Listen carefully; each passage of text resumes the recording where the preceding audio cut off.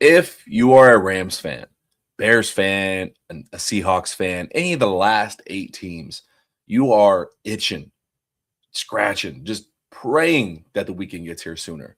You got 3 potential games of football left if you win out. If not, you're one and done, and you're looking forward to April. We don't want to have those negative thoughts here on Tuna and the Sheriff because, in our minds, it's been Super Bowl or bust all the way since May of last season, 2025. We're finally here. The last 3 weeks of 2025, 2026 football. Rams, Bears this Sunday. Let's start breaking it down. I am one half of the show, Tuna. Bring in my co-host. Bring him in.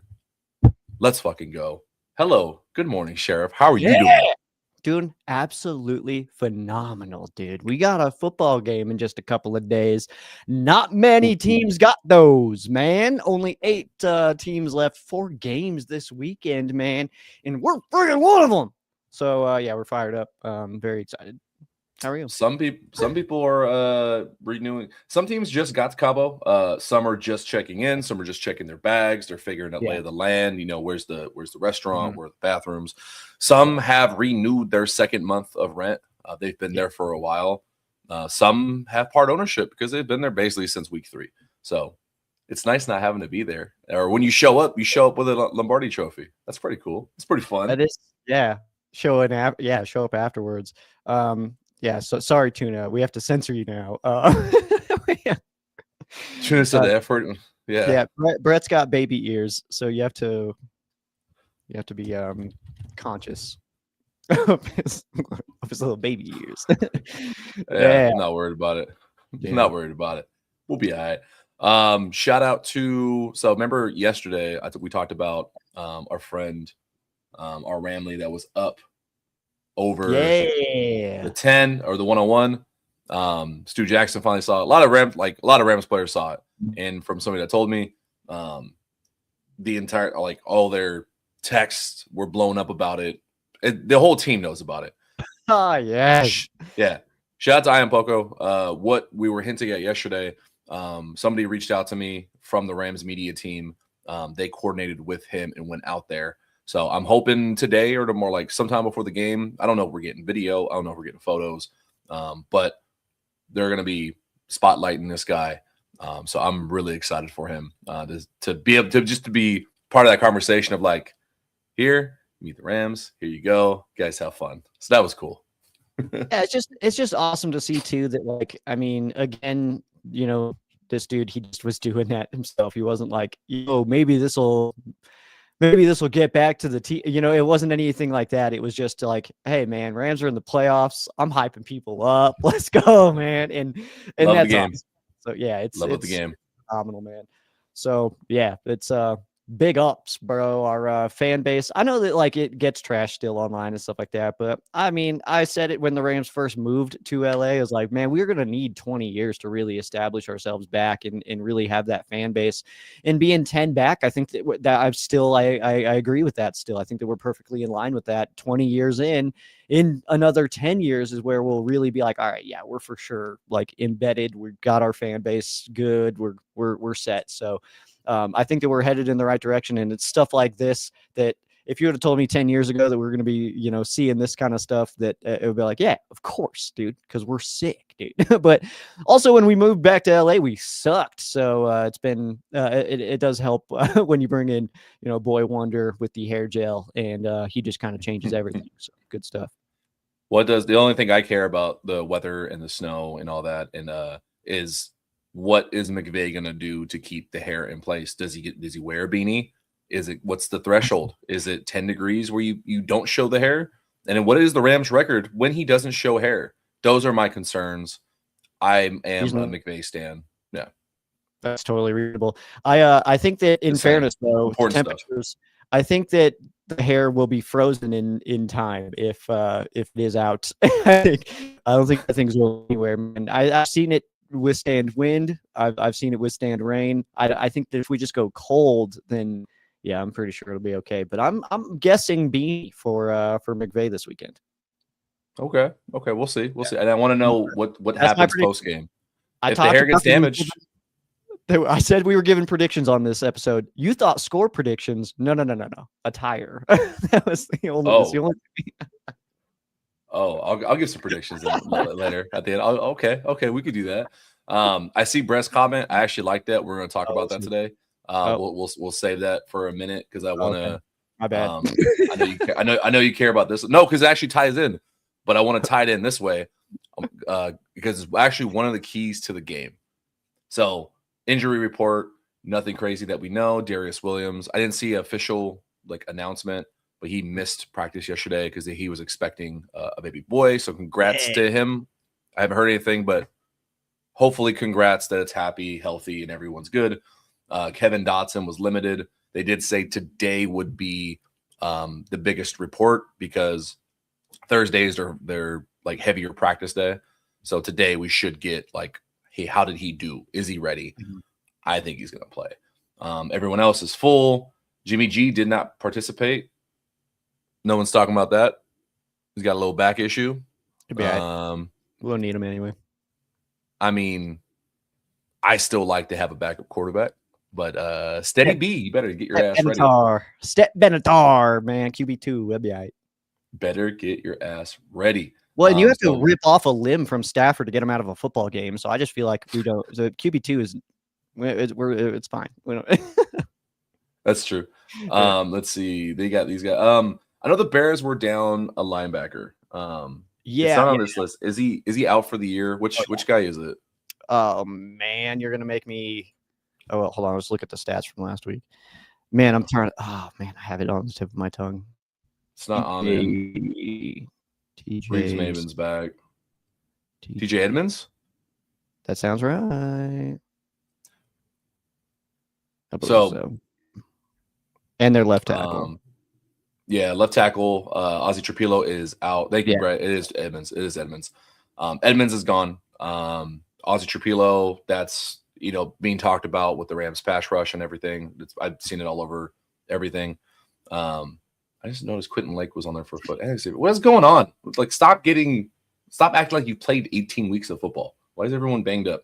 Now, TJ Edmonds being out, I think is a bigger hole for the Bears than any weather shit they could talk about. Because what do the Rams like to do? What's been the revolution that they've done on offense this year, Joe? 13 personnel. 13 personnel, what it does to a defense. A lot of defenses like to not be in base all the time. They like to be in lighter packages, nickel, dime. Look at the Rams. They don't like base. They put Quentin Lake out there as a pseudo kind of linebacker. Bears are going to have to do that. Otherwise, you're relying on more backup linebackers because you're down your starter. Backup's in. Now, the backup's backup is the backup. So what do the Rams do? Make them fucking stay in base. Get in 13. Make them run left and right. Hit the outside runs.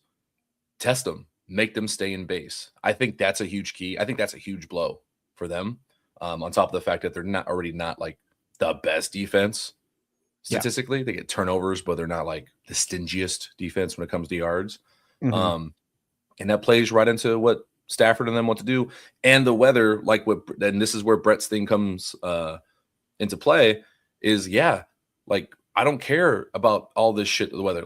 Get in 13 personnel, fucking line up in goal line, pound the rock. Let's get out of here healthy, and I'll see you next week. Yeah, that's how I see it going down. I don't know how you feel, Joe. Well, that's my rant for the morning. I feel a lot of things, man. I actually got a chance to rewatch the game last night, that Panthers game, and it's kind of interesting rewatching that game because the Panthers were. I've said it all week that I just feel like the Panthers are a bad matchup for the Rams. And rewatching that game, I kind of just am a little bit more firm in that I just think that they really are just a bad matchup for us. Watching that again, it seemed like every defensive call we had there in the second and third quarter, they just had the perfect play call against it. It's kind of just what it felt like. Every zone we were vacating, they were attacking. And it was this running back kind of just swings out to the side. So that keeps an eyeball over there. And then that vacates a spot there and stuff. And it just kind of was one of those. And then they also just picked on certain guys that early touchdown, just decided that they were going right at the soul of Tyler Davis and just took him out and just ran the ball in, so Yeah. so like it was kind of interesting to kind of rewatch that game and then again just kind of realize like, oh yeah, the Panthers just absolutely are the perfect matchup for us. It's almost like they built themselves to beat the Rams, so I don't think it's going to be very similar to that this week. And how I'm bringing this back in here is that the fact that those last two drives for the Rams where they were able to go down and score pulled out 13 like crazy. And it wasn't all 13 the whole way down, but that was like the bulk of 13. It was those final two drives in that game. So I think that we could see that a little bit more early in this game. And I'm curious to see what the Chicago Bears choose to counter that with, because we saw it early this season against the Seattle Seahawks, where when we ran 13, they stayed in nickel because they know we still like to pass out of 13. And for them, that kind of worked. But again, when that is the case, when they're staying a nickel when you're in 13, we'll start running the ball. Like you got weight advantage at that point. So start pounding at them. So I think that with this game specifically, it's going to be one of those things of just like lining up in 13 with a lot of double calls being made, so we may see a lot of kill action go on as far as the pre-snaps go, just because I think that we're going to be very much looking at that and just what they're lined up in. If they want to come out in base with a 3 linebacker, well, our tight ends can run routes. So then I think that we will be able to attack that. But if they want to come out and match our 13 with a nickel, which is what I do think that they'll do, I'm thinking we're going to see a couple of head taps and some handoffs to Kyron for a good chunk of the day. So that's kind of where my expectations are at heading into this one. I'm just, again, I feel like, and as the week has gone on, I started this week feeling like, oh yeah, we're just going to pound the rock. They're going to try to pound the rock. As the week has gone on, it's like, you know what? Everybody in the world thinks that we're going to pound the rock because of the weather. I feel like we come out play action heavy at the first couple of drives. So that's personal expectations, I guess. I'm not mad at that. It makes sense because you want to test the weather. You want to test your capabilities. What better way to do it first drive? And I love how the Rams themselves too, like McVay pulled like great shit out of his bag on that first drive when they had a short field, obviously because of turnover on downs. But then they line up Puka in the backfield and he comes out and he runs a post seam. Yeah. And it's like they knew like we have to score. Mm-hmm. Like it's the mentality of this game, of this team. If you want to win a Super Bowl, they have to score 30 plus points. I think that's just the identity. Like I think we've seen enough now. The hoping and praying, or like we'll get back to the defense, but the hoping and praying that you're going to hold some of the 10 points or less like they were the first half of the season. It's not the identity of this team. You're going to have to score 30 plus to win. And I love what you said about trying to keep them in base and matchup specific, because I see a lot of fans ask people online, why don't they do more 13? Why don't they do more this against this team? And it's matchup specific. Some teams just have better guys like on the front. Seahawks, Panthers, to where you can't just line up in 13 when they go in nickel and pound the rock, because we saw what Seattle did both times. Like the Rams couldn't run the ball. Panthers were kind of doing the same thing where it's like, hey, you're effective here and there, but you really had to scheme it and you really had to check it at the line to get runs past 3 or 4 yards. But the pass is where it's at, man. I totally agree. The Bears, I don't think they have the same nickel package capabilities as like Seattle when Houston and Carolina. I don't know why I've got Houston on the brain all week because that's still my Super Bowl matchup is Rams and Rams. But no, you're right. Like just fucking pound the rock too, man. Like just and I think that like because I am like so tired of the cold story. But the fact is it's gonna be cold. It's a little bit. Okay. It's gonna be all right. So they like just the way I'm kind of feeling about that is like we may see a 1 or 2 more drops than normal. We may see a missed tackle here or something like that. But it's like the way that I always equate that is the fact of like the adjustments of it. Like all week that it's going to be cold, so you can kind of mentally have that in your head this whole time of like, hey, it's gonna be cold as hell in this game. It's just like last week Puka's drop, where it's like somebody said it's like, well, that game, it's like it goes so different if Puka catches that ball in the second quarter. It's like, yeah, probably, but like at the same time, that happened in the second quarter. You go into halftime knowing that happened already, so you can adjust properly. So that's how I tie that into this week is like, we know that it's going to be cold as hell. That's just a fact. But they've known that all week. So it's not like you're going to get off the bus in Chicago and be like, oh, what the hell is going on here? What, like, this isn't 80 at all. Like, that's not going to be the case. So, like, we understand it's going to be cold. We know that it's going to be cold, but we know that now. We've known that all week. So that's why I don't care that much about it. It's not a surprise. I love that. It's the surprise of it is Byron Young getting off the bus. What the fuck they told me it was gonna be? Yeah, it's gonna be cold. Like, whoa, what is this? What is this white stuff in the sky? Like, that's not going to be the case. Like, we know it's cold. Who the hell? No, scuba suits are coming out. We're gonna be fine, man. And I love how everyone's like, "Oh, look who Stafford's having to do something. He's done it before. This is his cold weather attire." I was talking to somebody about that. They were like, "That's so funny." I was like, "Is it though?" It's like, that's also pretty normal. I was like, I knew dude in high school that did that. Like, I don't know. That's just a thing, man. Everybody's got their tricks. I love when you see someone's comment that like advertises how like, oh, they might be 17 years old or this is their first year watching football. It's like, yeah, he did it last year. Like Tom Brady did it. Like, what are you talking about? The ones that have been getting me are the people being like, what the hell is a passing game coordinator? And it's like, where have you been? Like, that's been a thing. They're like, what? That doesn't make any sense. Like, like what? Are you serious? 10-year-old? Yeah. I was like, that's like a 10-year-old position. Like, what are you talking No shit. About? So there's like some things like, okay, it's one thing to be like, oh, I haven't heard of that before. Like, I don't pay. It's not that deep for me. But then to be like, oh, that's stupid. It's like, okay, what is that? What is a passing game? You don't know everything. I don't know everything. It's like, don't tell everyone that you don't know everything. You look bad. To just shout to the internet, like, hey guys, I don't pay that close attention. I brought verses for you. Are you about to spit bars, bro? This is from the book of Orlovsky, 7:14. No, he was on the Pat McAfee show a few days ago. He was talking about the Rams defense. He's actually talking about Houston's defense and mentioned what's going on with the Rams. Good morning, Paul. I want to read. I'll try not to read the whole thing, but basically, because what the Texans do, they're very simple. They don't hide a lot of things. It's just basically, we're going to line up, we're going to punch you in the mouth. And we're just very good at every level of the defense. What the Rams do, they try to disguise a lot more. And we've known this. Like, they try to trick, they want to run stunts. But why? We've known it. It's because they're just not that deep on the back end. So they're having to play, smoke and mirrors, kind of like an offensive coordinator will run screens and a lot of draws, a lot of misdirection.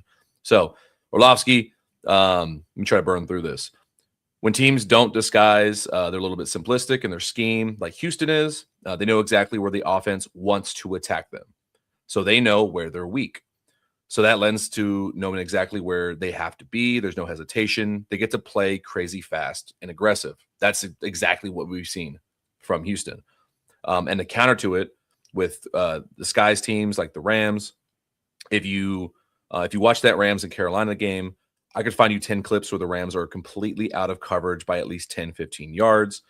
It's because the defense is trying to disguise so much. And when guys are not on the same page, like when you're missing Quentin Lake and shit's been muddy for a few weeks, now guys are like questioning. Now guys are hesitating. So that could be why like these passing windows have seemed really big the last few weeks is, they're not having to change anything, but they're just so fucking unsure. Like they've stacked together some bad weeks, or like not elite weeks to where maybe they're second guessing some things. And I'm really hoping they can get it back with the bad weather game, man. What do you think about all that I just rattled off?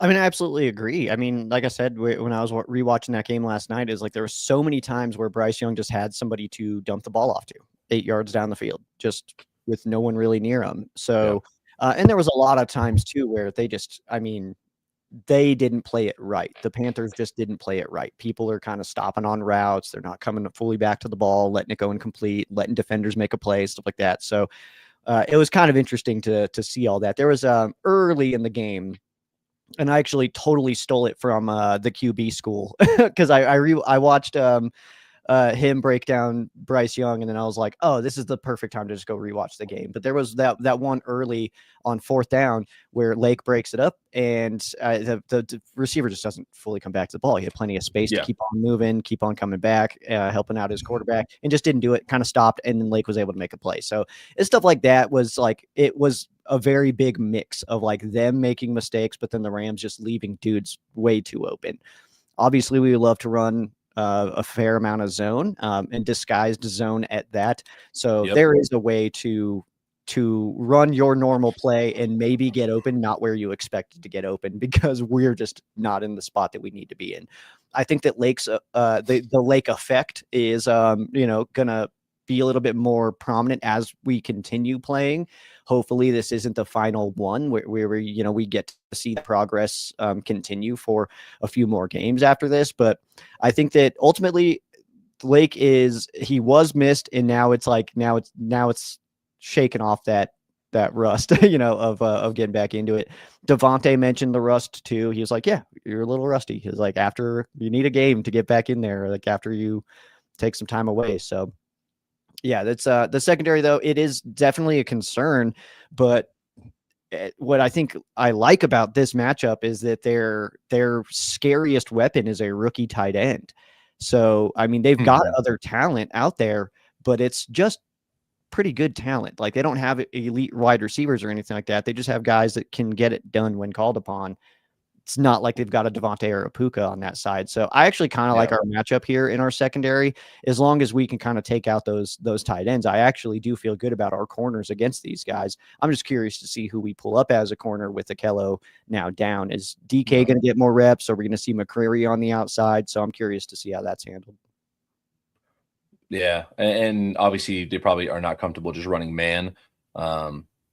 It may have to go that way because for whatever reason their rules, their tendencies are not, they're not honed in. And that Lake effect, thanks for bringing that back. I like that. Yeah. I really hope that the only Lake effect that the Rams feel is that one, not the thing that everyone's talking about. I was so mad at Peo the other day. They were on the First Down Rams stream. Yeah, he said he called him Lake the Great, and I was like, dude, the Great Lake was right there. Like, it's like, come on, man. Like, oh man, that's funny. It is legit cool how he is, like, if he ever becomes an All-Pro, like the documentaries of his dad and him are going to be really, really cool for Rams fans to watch. If you have not watched Carnell Tate stuff, go watch him. He legit is like what you hope Quentin continues to develop to be. Like he's exactly like same guy. I commented on one of the Rams videos because it was a press conference with Lake, and one of the reporters he's trying to get his attention. He goes, hey, Cornell. And I was like, who is the legend that called Quentin Cornell? Like, I love that, man. It's like, maybe Cornell. What a seasoned guy that he accidentally called Quentin Cornell. I absolutely love that, man. I was fired up about that. What if it was Gary? The last thing I'll mention about the defense is I know some people want more sacks. I know Gary mentioned pressure up the middle. It's not so much just pressure. Like the Rams can get pressure. It's not being so. I wish I had a different word. I'll use I'm definitely only talking about the helmets. Rams pass rush has been really horny to get to the quarterback. Like by that rushing touchdown that Bryce Young had. Byron Young had him, but he's just going so freaking fast that he just lets him run by him. They're not coming in disciplined. The meet me there or beat me there is getting almost too aggressive on the tail end of it to where it's like, hey, man, you got to hone it in a little bit. So I think if they hone that in, contain Caleb a little bit, should be good to go. But, yeah, man, are we – I think we need to turn attention to picks, and we'll end on the Rams here. We don't need to spend a lot of time on the other games, but we'll end it with our what? I said we're not only this game. Nope. No. Okay. Well, you can sit out then. I'm going Buffalo in Denver. I just think that Buffalo's a better team. I think they're going to take. I joke. I got the. I think I have the. Where's my corn doggy thing yet? Just make a friggin' pick. Buffalo and Denver. Give me Mr. Haley Steinfeld. Gotcha. All right. Next game that night, Saturday night, are a couple of our division foes. San Fran at Seattle. Who you got? Seattle. I'm going Seattle as well. I just think that Niners are beat to hell, man. It's got to catch up eventually. Moving to Sunday, Houston at the New England Patriots. Who you got? Houston. I'm going Houston as well, actually. That's awesome. And then our final game, where you can drop score predictions as is happening in the comments right now. We got Gary with a 34-21 Rams. We've got Muad'Dib 33-10. I love that. Darnold is questionable on Sunday, but I just think that I think he's going to play, and I think that defense is fine. So, all right. Rams, Bears. Rams, Bears. Yeah, Rams are going to win this game, and I'm starting as the week went on. I gained, and I hate to say that, I really hate it that I've gained more confidence as the weeks go on. The more I've learned about the Bears, the more I'm like, yeah, we should be all right. Like that's tough, but I do think the Rams win this by 2 scores. Okay, I'll say 34-20. 31-17 Rams. Mm-hmm. I was so confused at what Gary was talking about. That's so funny. He's wrapping his pants. Like, what? Crapping. And that too. But hey, you're not getting out of this without your other predictions. We still got a few minutes. All right. What are we doing? What other just bold predictions do you have for this game? I saw somebody said Devontae has a big game. Yeah. I think I'm a homer for my guys. I think Xavier Smith has one big play. Hopefully in the return game. Yeah, in the return game. I think he has a big play. Does he score? I don't think so, but I think he gets like a 20-plus yard return in the snow or in the cold. We are not the Packers. Get that out of here. That is not relevant. I'll say for a big game in this one, I actually do think that this is the Jared Verse game. I think that he shows up for this one. I think this is the time that we see him pop and going against a backup left tackle. Obviously, he's had all week to prepare and stuff like that, so that's good news. But still NFL guy, yeah. When you consider that temperature, who the hell wants to take on a bull rush from Jared Verse in 10 degrees? I don't care if you practice in it all week or not. That's bad time. That's bad news, Bears. That's the bad news, Bears. I hate you so much. I realize. Okay, so I mean that's 2-1. I was gonna say, let's say it's clutch time. Let's say it's close, fourth quarter. Yeah. Who on the defense makes a play?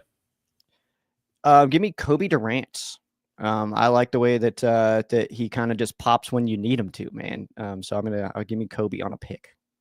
I got Cam Kinchins. And I love this one too. Kobe Turner, man, he's slowly hungry. He's developing into a household name, man. I'm absolutely fired up about Kobe Turner. So yeah, he's got a tough battle, man. Guys like Jonah Jackson, who didn't work out for the Rams, and I don't want anybody to be like, well, he sucks because he sucked here. That's not always true. He just didn't really fit in here. He fits in really well in Chicago. So it actually is like totally forgot. It's a better totally forgot about that. Better place for him because he just fits in there. And also in the same position that he's playing in Chicago, we have Kevin Dotson. So that's all. Yeah, I'm happy for him. It made sense. Reunite with Ben Johnson. Go play where you're comfortable. Unfortunately, it didn't work out here. And then last one, attire prediction. What bold attire prediction do you have? Okay, that's. I did say beanie for Sean McVay. I think that we see that, but I'm going to say that he also goes with the all royal jumper. All royal jumper.